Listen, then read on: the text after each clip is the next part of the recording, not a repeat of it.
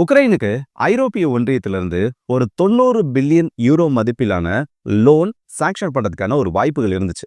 ஆனா, இப்ப அடுத்த கட்டமா இது என்ன ஆயிடுச்சுன்னா, ஹங்கேரி ரொம்ப பெரிய ஒரு முட்டுக்கட்டையை போட்டிருக்காங்க. நீ ரஷ்யாவோட கேஸையும், ரஷ்யாவோட ஆயிலையும் உன்னோட நாட்டுல இருக்க பைப்லைன் மூலியமா டிரான்ஸ்மிட் பண்ணி எனக்கு கொடுக்காத வரைக்கும், நான் இந்த 90 பில்லியன் லோனை ப்ராசஸ் பண்ண மாட்டேன்.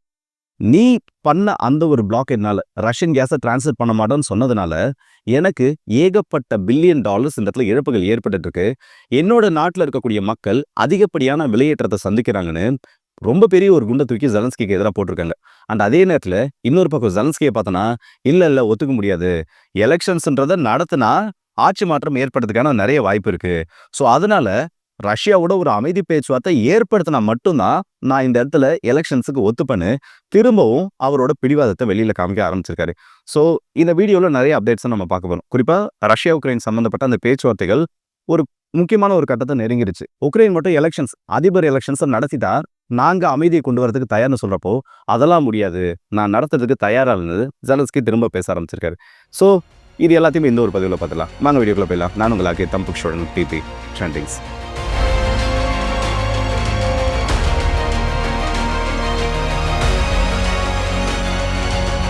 முதல் விஷயமே நம்ம ஹங்கேரி கிட்ட இருந்து ஆரம்பிச்சிருவோம். ஹங்கேரியோட ஃபாரின் மினிஸ்டரா இருக்கக்கூடிய பீட்டர் சிசாரட்டோ இவர் நேத்து அவருடைய எக்ஸ் வலைத்தள பக்கத்துல ஒரு பதிவு போட்டிருக்காரு.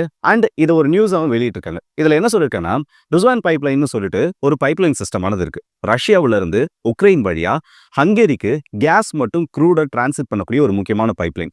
இது எந்த அளவுக்கு ஹங்கேரிக்கு ஒரு லைஃப் லைன்னா, இப்போ மார்க்கெட்ல ஒரு உதாரணத்துக்கு சொல்றோம், ₹100 ஹங்கேரி ஒரு ப்ராடக்ட்டை வாங்குறாங்க. இப்போ ஐரோப்பிய ஒன்றியத்துல இருந்தோ இல்ல மற்ற நாடுகள் கிட்ட இருந்தோ ஒரு 1 லிட்டர் பெட்ரோல்னு வச்சுப்போமே, அதை ₹100 கொடுத்து ஹங்கேரி வாங்கிட்டு இருக்காங்கன்னா, இந்த பைப்லைன் மூலியமா ரஷ்யாவில இருந்து டிரான்சிட் ஆகக்கூடிய மெட்டீரியல், அது ஒரு பெட்ரோல்னே இருக்கட்டும், அந்த 1 லிட்டர் பெட்ரோலை ₹80 சொல்லக்கூடிய மதிப்பீட்டில் ஹங்கேரினால வாங்க முடியும். ரஷ்யா இவங்களுக்கு லாங் டேர்முக்கு டிஸ்கவுண்டட் பேசிஸ்ல இந்த crude supply and gas supply பண்ணிட்டு இருந்தாங்க. இது ஹங்கேரிக்கு ரொம்ப முக்கியமான ஒன்றா இருந்துச்சு. ஏன்னா இண்டஸ்ட்ரியில இருந்து நான் கம்பேரிசனுக்கு பெட்ரோல் மட்டும் தான் சொன்னேன். க்ரூடுன்றது உள்ள வரப்போ இண்டஸ்ட்ரீஸை ரன் பண்ணுறது அது ஒரு முக்கியமான லைஃப் லைனாக மாறிடுது. ஸோ அப்படி வந்துட்டு இருந்த அந்த ஒரு பைப் லைனை உக்ரைன் நிறுத்திட்டாங்க. உக்ரைன் மேலே இதில் தப்பு கிடையாது. ஏன்னா என் நாட்டு வழியே நீ லாபம் அடைஞ்சிட்டு இருக்க, ஆனால் எனக்கு சப்போர்ட் பண்ண மாட்டேற, என்னை அடிக்கிறவனுக்கு சப்போர்ட் பண்ணுறேன்னு சொல்லிட்டு உக்ரைனோட லாஜிக்கில் இது ரொம்ப பெரிய ஒரு விஷயம் தான். ஆனால் ஜியோ பாலிட்டிக்ஸை பொறுத்த வரைக்கும் இந்த நியாயம், இந்த தர்மம், அது நீதி, நேர்மை இதெல்லாம் ஒரு இடத்துல இருந்துச்சுன்னா இன்னொரு இடத்துல ஸ்ட்ராட்டஜிக்கல் ரிலேஷன்ஷிப்னு வரப்போ இது எல்லாத்தையும் மீற வேண்டிய ஒரு தேவையானது ஏற்படும். இது எல்லா நாடுகளுக்குமே பொருந்தும். அத்தனை நாடுகளும் இந்த ஒரு கோட்பாடுக்கு பின்னாடி தான் இயங்குவாங்க. ஒரு இடத்துல நல்லா பேசிட்டு இருக்கக்கூடிய நாடுகள் அப்படியே ஸ்கிரீனை திருப்பினா அவனை எப்படி போட்டு தரலாம்னு சொல்லிட்டு இந்த இடத்துல பிளான் போட்டுட்டு இருப்பாங்க. உள்ளூர் பாலிடிக்ஸை விட ஜியோ பாலிடிக்ஸ் ஆனது ரொம்ப மோசமானது. ஸோ ஹங்கேரி மட்டும் இது விதிவிலக்கு கிடையாது. நிறுத்திட்டியா, ஓகே, என்னோட பைப்லைனை நீ ஸ்டாப் பண்ணிட்ட, உன் நாட்டுக்கு நான் சப்போர்ட்டாக நிற்க மாட்டேங்கிறேன், அதனால என்னோட பைப்லைனை ஸ்டாப் பண்ணிட்டேன். இப்போ நான் என்ன பண்ண போறேன் பாருன்னு, 90 பில்லியன் யூரோஸ், இது கிட்டத்தட்ட பார்த்தோன்னா ரொம்ப ரொம்ப ரொம்ப ஒரு பெரிய வேல்யூ. இப்போ நம்ம இந்த ரஃபேல் டீலை மேக் பண்ணோம்ல, அந்த மாதிரி 2.5 மடங்கு பெரிய வேல்யூ இருக்கக்கூடிய ஒரு முக்கியமான லோன் பேக்கேஜ். உக்ரைனோட ரீகன்ஸ்ட்ரக்ஷன், உக்ரைனுக்கு தேவையான சில கிரிட்டிக்கல் டெக்னாலஜிஸ் அண்ட் அங்கே இருக்கக்கூடிய மக்களுக்கு தேவையான பேசிக்ஸான வீடுகள் கட்டித்தரது எல்லாத்தையுமே இன்க்ளூட் பண்ண ஒரு பேக்கேஜ். அதை இப்போ பிளாக் பண்ண போகிறதா, அதாவது பிளாக் பண்ணுவோன்னு மிரட்டி இருக்காங்க. இந்த 90 பில்லியன் உக்ரைனுக்கு கிடைக்கலனா யுத்தம் நின்னாலும் சரி, இல்லை நிக்கலனாலும் சரி, அடுத்து வரப்போ பல மாசங்களுக்கு அவங்களால சர்வைவே பண்ண முடியாது. 90 பில்லியன் பேக்கேஜை நம்பி தான் ஜெலன்ஸ்கியும் அவரோட அதிகாரிகளும் ஏகப்பட்ட ப்ராமிசஸை இந்த இடத்துல உக்ரைனுக்கு பண்ணிட்டு இருக்காங்க. கண்டிப்பா நம்மளால ஜெயிச்சிட முடியும், நம்மளால இதெல்லாம் தாண்டி வந்துட முடியும். ஆனா இப்ப ஹங்கேரி கிட்ட இருந்து இப்படி ஒரு அறிவிப்பு வந்திருக்கிறது ஜெலன்ஸ்கியோட அந்த ஒரு பிளான்ல ரொம்ப பெரிய ஒரு பிளாக்கேஜை கிரியேட் பண்ணிருக்கு. ஹங்கேரி இதுக்கு முன்னாடி இதை பண்ணியிருக்காங்க. ஸோ இவங்க பண்ண மாட்டாங்க, யூரோப்பியன் யூனியன் ப்ரெஷர் போட்டு எப்படியாச்சும் ஹங்கேரி ஒத்து வச்சிருவாங்கன்னு நினைச்சனா அதுதான் இந்த இடத்துல நடக்காது. ஹங்கேரி இதுக்கு முன்னாடியே பல பில்லியன் டாலர் மதிப்புடைய ப்ராஜெக்ட்ஸ் உக்ரைனுக்கு வர வேண்டியதை ஐரோப்பிய ஒன்றியத்தை தடுத்து நிறுத்திருக்காங்க. ஐரோப்பிய ஒன்றியத்திலும் ஒரு நாடு அதை வீட்டோ பண்ணிட்டாங்க. அவங்க கொண்டு வரக்கூடிய அந்த ஒரு பேக்கேஜை வேண்டாம்னு சொல்லிட்டாங்கன்னா அவங்களால அதுக்கப்புறம் அதை ப்ராசஸ் பண்ண முடியாது. சரி, பண தேவைப்பட்ட பிரச்சனை தான் இப்படி போயிட்டு இருக்கு, பணம் தான் உக்ரைனுக்கு கிடைக்காதுன்னு பார்த்தோன்னா தலைவர் எப்பயுமே சும்மா இருக்க மாட்டார் போல. ஆக்சுவலா ஜெலன்ஸ்கியை பொறுத்த வரைக்கும் நான் சீரியஸாவே சொல்றேன், எப்போ நாட்டோ விசஸ் ரஷ்யான்னு இந்த ஒரு பிரச்சனை மாறுன்றதுக்காகவே ஒவ்வொரு மூவியும் பார்த்து இந்த இடத்துல பண்ணிட்டு இருக்காரு. எல்லாம் சொல்லுவோம் நாட்டோ விசஸ் ரஷ்யான்னு ஒரு பிரச்சனை வரக்கூடாது, வந்துட்டு அது ஐரோப்பாவுக்கு ஆபத்துன்னு. ஆனால் நாட்டோ விசஸ் ரஷ்யான்னு ஒரு போர் வந்தாதான் என்னால் என்னோட ஈகோவை இங்கே ஃபீட் பண்ணி அதை புதினுக்கு எதிராக ஜெயிக்க வைக்க முடியுன்றது ஜெலன்ஸ்கியோட அசைக்க முடியாத ஒரு நம்பிக்கை இருந்துட்டு இருக்கு. நான் இதை சொல்றதுக்கு ஒரு காரணமும் இருக்கு. நாட்டோ ஐரோப்பிய ஒன்றிய சார்ந்த வீரர்கள் உக்ரைனுக்குள்ள வரக்கூடாது. பீஸ் கீப்பிங் ஃபோர்ஸ்னு சொல்லக்கூடிய அந்த ஒரு பேர்ல கூட வரக்கூடாதுன்றது புதின் அவர்களோட ரொம்ப பெரிய ஒரு வார்னிங்கா இந்த இடத்துல இருந்துட்டு இருக்கு. இதுக்கு மற்ற நாடுகளோட தலைவர்கள் எங்க அமெரிக்கா நம்மளுக்கு சப்போர்ட் பண்ணாம விட்டுருமோன்னு சொல்லிட்டு கொலிஷன் ஆஃப் வில்லிங் தனியா ஒரு அமைப்பு ஆரம்பிச்சு அதன் மூலியமா உக்ரைனுக்கு உதவிகள் பண்ணிட்டு இருக்காங்க. ஏன்னா அந்த அளவுக்கு இதோட சீரியஸ்னஸ், இதோட இம்பாக்ட்ன்றது அந்த அளவுக்கு அதிகம். இப்ப தலைவர் என்ன தெரியுமா சொல்லியிருக்காரு, ஏதாச்சும் ஒரு செக்யூரிட்டி கேரண்டி உக்ரைனுக்கு கொடுக்கப்படுது, மற்ற நாடுகள்னால எங்களோட பார்ட்னர்ஸ்னால கொடுக்கப்படுதுன்னா அதன் மூலியமா வரக்கூடிய ஃபோர்சஸ், ஏன்னா அமைதி அக்ரிமெண்டோட ஒரு அங்கமா மற்ற நாடுகளோட ராணுவ வீரர்கள் உக்ரைனுக்குள்ள வரணும்ன்றது ஜெலன்ஸ்கியோட அந்த 20 பாயிண்ட் பீஸ் அக்ரிமெண்ட்ல மென்ஷன் ஆயிருக்கு. அப்படி வரக்கூடிய வீரர்கள் தலைநகரத்தையோ இல்ல மற்ற பகுதிகளிலேயோ நிறுத்தி வைக்கப்படக்கூடாது. அதிகமா ஆபத்து, உக்ரைனுக்கு ஆபத்து வர பகுதிகளா இருக்கக்கூடிய ஃப்ரண்ட் லைன்ஸுக்கு பக்கத்துல டெப்ளாய் பண்ணப்படணும். அதாவது லிட்டரலி ரஷ்யா உக்ரைன் பார்டர்ல இவங்க டெப்ளாய் பண்ணப்படணும்ன்றத ரொம்ப சூசகமா சொல்லியிருக்காரு. நான் நிறைய தடவை சொல்றப்ப இல்ல ஜெலன்ஸ்கிக்கு அப்படி ஒரு எண்ணம்லாம் கிடையாது, அவர் வந்து ஜஸ்ட் அவரோட நாட்டை காப்பாத்துறதுக்காக எல்லாத்தையுமே ட்ரை பண்ணிட்டு இருக்காருன்னு சொல்லிட்டு நிறைய பேர் கமெண்ட் சொல்லுவாங்க. அது வந்து தப்பும் கிடையாது. உண்மையிலேயே ஒரு நாட்டை வந்து காப்பாத்துறதுக்காக ஒரு அதிபர் என்னெல்லாம் பண்ணமோ அதெல்லாம் ஜெலன்ஸ்கி பண்ணாரு ஆரம்பத்துல, இப்ப கிடையாது. இந்த யுத்தத்தை நிறுத்தணும்னு நினைச்சிருந்தாருன்னா ஜெலன்ஸ்கி முதல்ல இப்படிப்பட்ட அறிவிப்புகளை வெளியிட மாட்டாரு. இது அறிவிப்பு மட்டும் இல்லாம இதை அடுத்த கட்டத்துக்கு கொண்டு போறதுக்கு பேச்சுவார்த்தையை நடத்த மாட்டாங்க. சோ நாட்டோ வீரர்களை எப்படியாவது உள்ள கொண்டு வந்து இந்த யுத்தத்தை இன்னும் அதிகப்படுத்தணும்னு சொல்லக்கூடிய அந்த ஒரு ஆசை ஜெலன்ஸ்கிக்கு எவ்வளவு அதிகமா இருக்குன்றது நடக்கக்கூடிய இன்சிடென்ட்ஸ் மூலியமா வெளியில தெளிவா தெரிஞ்சிட்டு இருக்கு. என்னைக்கு பிரான்ஸோட வீரரையோ இல்ல யூகேவோட வீரரையோ கொண்டு போயிட்டு பீஸ் கீப்பிங் ஃபோர்ஸஸா ரஷ்யா உக்ரைன் பார்டர்ல ஜெலன்ஸ்கி நிக்க வைக்கிறாரோ அன்னைக்கு அதிகாரப்பூர்வமா அதிகாரப்பூர்வமா 3ஆம் உலகப் போர் தொடங்குனதுக்கு அது அடித்தளமா அமையும். ஒரே ஒரு புல்லட் முதல் உலகப் போர் தொடங்குறதுக்கு முக்கியமான ஒரு காரணமா இருந்துச்சு. ஒரே ஒரு சிம்பிள் ரிஜெக்ஷன் 2ஆம் உலகப் போருக்கு மிகப்பெரிய ஒரு அடித்தளத்தை போட்டுச்சு. அதே மாதிரி இந்த ஃபாரின் ட்ரூப்ஸை கொண்டு போயிட்டு ரஷ்யா உக்ரைன் பார்டர்ல நிக்க வச்சா அது 3ஆம் உலகப் போருக்கான முக்கியமான ஒரு அடித்தளமா அமையுன்றதுல எந்த விதமான சந்தேகமும் வேண்டாம். ஸோ ரஷ்யா உக்ரைன் பக்கம் உக்ரைன்ல இவ்வளோ இஷ்யூஸ் போயிட்டு இருக்கப்போ ரஷ்யாவோட எஃப்எஸ்பிக்கு புதின் அவர்கள் இன்னும் அதிகமான அதிகாரங்களை கொடுத்து ஒரு சட்டத்தை மாத்திருக்காங்க. என்னன்னா ஒவ்வொரு நாட்டோட உளவுத்துறைக்கும் குறிப்பிட்ட சில அதிகாரங்கள் கொடுக்கப்பட்டிருக்கும். அவங்களுக்கு எந்த இடத்துல வேணா போயிட்டு இன்வெஸ்டிகேட் பண்ணலாம், இல்ல அவங்களுக்குன்னு சொல்லிட்டு சில ஃப்ரீடம்ஸ் ஆனது கொடுக்கப்பட்டிருக்கும். ஆனா எல்லா உளவுத்துறைக்கும் சில லிமிடேஷன்ஸ் ஆனது இருக்கு. இப்போ ராவுக்கும் அது அடக்கும், எஃப்எஸ்பிக்கும் அது அடக்கும்.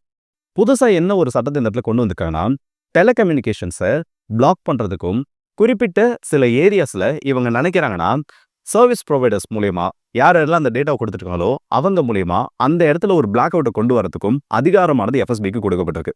இதுக்கு ரஷ்யா என்ன காரணம் சொல்றாங்கன்னா நிறைய இடத்துல இந்த மாதிரி ரொம்ப செக்யூர்டான இன்டர்நெட் கனெக்ஷன்ஸை இல்லை நிறைய இடத்துல வந்து அந்த டேட்டா கனெக்ஷன்ஸை வச்சுட்டு அதிகப்படியான ஆன்டி ரஷ்யன் எலமெண்ட்ஸ் அவங்களுக்குள்ள கம்யூனிகேட் பண்ணிட்டு இருக்காங்க. இது வந்து எஃப்எஸ்பிக்கு ரொம்ப பெரிய ஒரு சவாலா மாறிட்டு இருக்கு. ஸோ இதுக்கப்புறம் எஃப்எஸ்பி நினைச்சாங்க அந்த நிறுவனங்கள் கிட்ட சொல்றாங்கன்னா உடனடியாக அந்த நிறுவனங்கள் அதை செயல்படுத்தி ஆகணும், இல்லைனா அதன் மீது நடவடிக்கை எடுக்கப்படக்கூடிய அந்த அதிகாரமானது இப்போ எஃப்எஸ்பிக்கு கொடுக்கப்பட்டதா சொல்லியிருக்காங்க. இது ரஷ்யாவோட பொலிட்டிக்ஸ்ல ரொம்ப முக்கியமான ஒரு மூவா பார்க்கப்பட்டு இருக்கு. அண்ட் அதே நேரத்தில் இன்னொரு சின்ன ஒரு துண்டு செய்தியை சொல்லிடுறேன். திருப்பூர்ல வந்து சில நபர்கள் வந்து அரெஸ்ட் பண்ணியிருக்காங்க. டெல்லி போலீஸ் வந்து அதாவது பாகிஸ்தானுக்கு ஆதரவா சமூக வலைத்தளங்கள்ல பதிவிட்டாங்கன்னு சொல்லிட்டு இது வெளியில இந்த செய்தி வந்ததுல இருந்து இருவேறு அதாவது 2 டைப் ஆஃப் கமெண்ட்ஸை நல்லா பார்க்க முடியுது. ஒரு சோஷியல் மீடியா போஸ்ட்டுக்காக நீங்க வந்து இந்த இடத்துல இதெல்லாம் வந்து அரெஸ்ட் பண்ணலாமான்னு சொல்லிட்டு ஒரு குரூப், இன்னொரு பக்கம் வந்து இவெல்லாம் வந்து ஆன்டி இண்டியன், நீங்க வந்து இந்த ஆளுங்கெல்லாம் வந்து இந்தியாவிலே வச்சிருக்க கூடாதுன்னு சொல்ற மாதிரி ஒரு குரூப். இந்த 2 குரூப்புமே மாறி மாறி இந்த இடத்துல அடிச்சிட்டு இருக்காங்க. சிம்பிளா ஒரே ஒரு விஷயம் சொல்றேன். ஆக்சுவலா ஜஸ்ட் ஒரு சோஷியல் மீடியா போஸ்ட்ன்றது சோஷியல் மீடியா போஸ்ட் மட்டும் கிடையாது. நீங்க வந்து அந்த இடத்துல ஏதோ ஒரு விஷயத்தை இன்ஃப்ளூயன்ஸ் பண்ற மாதிரி, அதுவும் நம்ம நாட்டுக்கு எதிராக இருக்கக்கூடிய ஒரு அமைப்பு, அந்த அமைப்புகளுக்கு ஆதரவாக போஸ்ட் போட்டிங்கன்னா நீங்கள் அண்டர் த ரேடார் வந்துடுவீங்க. அதுக்கப்புறம் உங்களோட ஒரு போஸ்ட்டுமே இந்த இடத்துல பார்க்கப்படும் அண்ட் சர்வைலன்ஸ்குள்ளே நீங்கள் வைக்கப்படுறதுக்கான அந்த வாய்ப்பு இருக்குது. ஸோ தேவையில்லாமல் சோஷியல் மீடியாவில் நான் எத்து காட்டுறேன், அதை பண்ணுறேன், இதை பண்ணுறேன்னு சொல்லிட்டு நீங்கள் அந்த கைது பண்ணப்பட்ட நபர்களுக்கு கனெக்ஷன்ஸ் எதுவும் நான் இல்லைன்னு சொல்லலை. மேபி அவங்க ஏதாச்சும் இன்ஃப்ளூன்ஸில் இருக்காங்களா, ஏதாச்சும் ஒரு குரூப்போட இன்ஃப்ளூன்ஸில் இருக்காங்களான்றது இன்வெஸ்டிகேஷனில் தான் தெரியும். ஆனால் சில பேர் வந்து இந்த பெருமைக்காகவே சில போஸ்டெல்லாம் அந்த இடத்துல போடுவாங்க, கெத்து காட்டுறதுக்காகவே. அதுமாரி ஒரு போஸ்ட்டுக்கும் சில லைக்ஸுக்கும் ஆசைப்பட்டு வாழ்க்கையை தொலைச்சிடாதீங்க, அவ்வளோதான் சொல்லுவேன். ஏன்னா இது வந்து இன்னைக்கு ஒரு ட்ரெண்டாகவே மாறுது. ஒரு இடத்துல போயிட்டு ஒரு பப்ளிக் டிரான்ஸ்போர்ட்டை டிஸ்டர்ப் பண்ணிட்டு அதை எடுத்து ரீல்ஸ் போடுறது, இல்லை இன்னொரு இடத்துல போயிட்டு சும்மா இருக்கவனை மிரட்டுறது, அவனை போயிட்டு நான் ப்ராங்க் பண்ணுற பேரில் ரீல்ஸ் போடுறது, இதெல்லாம் வந்து ரொம்ப வைரலான கல்ச்சராக மாறிட்டு இருக்கு. ஸோ ஒவ்வொரு விஷயமும் எந்த அளவுக்கு கண்காணிக்கப்படுதுன்றதை தெரிஞ்சுக்கோங்க. ஒரு குறிப்பிட்ட ஒரு லைக்ஸ்க்காக, ரீல்ஸ்க்காக, அட்டென்ஷனுக்காக லைஃபை தொலைச்சிடாதீங்க, அவ்வளோதான் சொல்லுவேன். நம்மளோட சேனலில் பார்க்குற நிறைய பேர் வந்து மெச்சூர்டு செட் ஆஃப் ஆடியன்ஸ் தான் இருக்காங்க. இருந்தாலும் சொல்ல வேண்டியதுன்னு அதனால நான் சொல்லிடுறேன். இதுக்கு அடுத்தபடியாக வந்திருக்கக்கூடிய செய்தி என்னன்னா, ஆப்பிரிக்க கண்டத்துல இருந்து குறிப்பாக கென்யா போன்ற நாடுகள்ல இருந்து ஆயிரக்கணக்கான வீரர்களை மெர்சனரிஸா ரஷ்யா உள்ள கொண்டு வந்திருக்கிறதா ரொம்ப பெரிய ஒரு குற்றச்சாட்டு ஜெலன்ஸ்கி அவர்கள் வச்சிருக்காரு. இந்த மர்சனரிஸ் சொல்லக்கூடிய ஒரு டாபிக் இந்த 2022 ரஷ்யா உக்ரைன் யுத்தம் ஆரம்பிச்சதுல இருந்து ரொம்ப பெரிய ஒரு டாபிக்கா போயிட்டு இருக்கு. அண்ட் இப்போ வந்திருக்க குற்றச்சாட்டு ரொம்ப லேட்டஸ்டா பதிவான ஒரு செய்தியா மாறி இருக்கு. இப்போ எலெக்ஷன்ஸை பத்தி பார்ப்போம். ரஷ்யா ஆரம்பத்துல இருந்து சொல்லிட்டு இருக்கக்கூடிய ஒரு விஷயம், மார்ஷியல் லா அமல்படுத்தப்பட்டதுல இருந்து ஜெலன்ஸ்கியோட பீரியட் அந்த ஒரு பிரசிடென்ஷியல் டைம்ன்றது முடிஞ்சு போச்சு. இப்போதைக்கு அந்த ஒரு எக்ஸ்பைர்டு பர்சன் தான். ரஷ்யா இந்த இடத்துல மேற்கோள் காட்டக்கூடிய ரொம்ப முக்கியமான ஒரு விஷயம், உக்ரைனோட பார்லிமெண்ட்டுக்கு அதிபரோட பவர் பிரசிடென்ஷியல் பவரை எக்ஸ்டெண்ட் பண்றதுக்கான அந்த பவரை கொடுக்கல. அண்ட் மார்ஷியல் லாவும் இதை இந்த இடத்துல அப்ரூவ் பண்ணல. அப்படி இருக்கப்போ இன்லெஜிட்டிமேட்டான ஒரு பிரசிடென்டா இந்த இடத்துல ஜெலன்ஸ்கி இருந்துட்டு இருக்காரு. ஸோ நாளைக்கு இவர் மூலயமா சைன் பண்ணக்கூடிய ஒரு அக்ரிமெண்ட் செல்லாதுன்னு சொல்றதுக்கும் இந்த இடத்துல வாய்ப்புகள் நடந்திருக்கு. ஏன்னா சோவியத் யூனியனுக்கும் அமெரிக்காவுக்கும் நடுவில் நம்பிக்கையா இருந்த பல டாக்குமெண்ட்ஸ் சோவியத் யூனியன் உடஞ்சதுக்கு அப்புறமா ரஷ்யன் சொல்லக்கூடிய ஒரு நாடு உருவானப்போ பல நாடுகள்னால அதை ஏத்துக்க முடியல. நாட்டோ எக்ஸ்பான்ஷன்ல இருந்து ஏகப்பட்ட இடத்துல இது மீறப்பட்டது. அப்படி இருக்கப்போ திரும்பவும் உக்ரைன் வந்து நாளைக்கு அமெரிக்காவோட இன்ஃபுளுன்ஸ்னால ரஷ்யாவுக்கு எதிராக ஏதோ ஒன்று பண்ண போறாங்க, இல்ல நாட்டோல சேர போறோம்னு ஒரு முடிவு எடுக்கிறப்போ, ஏன்பா ஜெலன்ஸ்கிக்கு அன்னைக்கு வந்து சைன் பண்ணப்போ பவரே கிடையாது. அப்படி இருக்கப்போ அவர் சைன் பண்ணது எப்படி இந்த இடத்துல உக்ரைனை ரெப்ரசென்ட் பண்ண மாதிரி ஆகணும் ஒரு பேச்சு இந்த இடத்துல வந்தாலும் வரலாம். அதை கிளப்புறதுக்கான அந்த ஒரு வாய்ப்பு இருக்கு. ஸோ எலெக்ஷன்ஸை முன்கூட்டியே நடத்தணும். எலெக்ஷன்ஸை வந்து நடத்தினாதான் இந்த இடத்துல ரஷ்யா அடுத்த கட்டத்துக்கு போக முடியும். உக்ரைனுக்கு வந்து அந்த சீஸ்ஃபயர்ன்றதை கொண்டு வரதை பத்தி பேச்சுவார்த்தை நடத்த முடியுறது புதின் அவர்களால் எடுத்து வைக்கப்பட்ட ரொம்ப முக்கியமான ஒரு கண்டிஷன்ஸா இருந்துச்சு. அமெரிக்காவும் இதை சரி ஓகே எலெக்ஷன்ஸை நடத்திட்டு அதுக்கப்புறம் பேச்சுவார்த்தைகளை கண்டினியூ பண்ணலான்ற மாதிரி ஒரு வார்த்தை இந்த இடத்துல விட்டுட்டாங்க.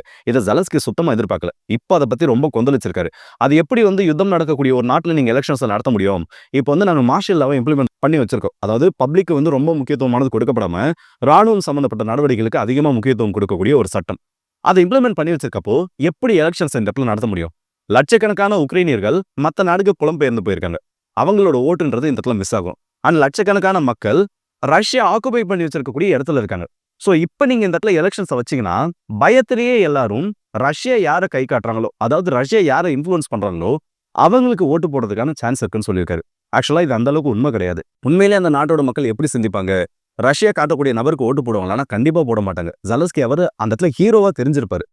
இன்னும் இத்தனை நாளா வந்து ரஷ்யாவை எதிர்த்து போராடிட்டு இருக்காரு, இவர் தான் திரும்ப அதிபரா வரணும்னு ஜெலன்ஸ்கிக்கு ஓட்டு போட்டிருப்பாங்க.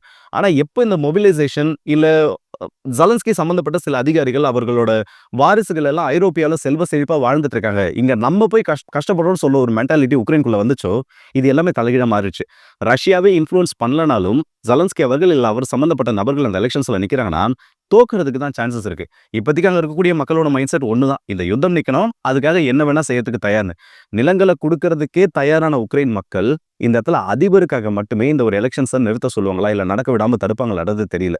ஆனா இன்னமும் ஜெலன்ஸ்கியோட ரொம்ப பெரிய ஒரு பிடிவாதம் என்னன்னா, நான் நிலத்தை கொடுக்க மாட்டேன், அதை அமெரிக்கா ஒத்துக்க கூடாது, அமெரிக்கா என்னோட நிலங்களை வாங்கி ரஷ்யா கிட்ட கொடுக்க கூடாதுன்னு சொல்லியிருக்காங்க. ஆனா இதெல்லாம் வந்து இதுல அயனி கிடையாது. நிலங்களை அமெரிக்கா வாங்கி கொடுக்க கூடாது, அமெரிக்காவுக்கு ரெக்வஸ்ட் வச்சாரு பத்தியா? எத்தனை நாடுல எவ்வளவு பெரிய பிரச்சனை எல்லாம் பண்ண குரூப் அது, எப்படிப்பட்ட ஒரு நாடு.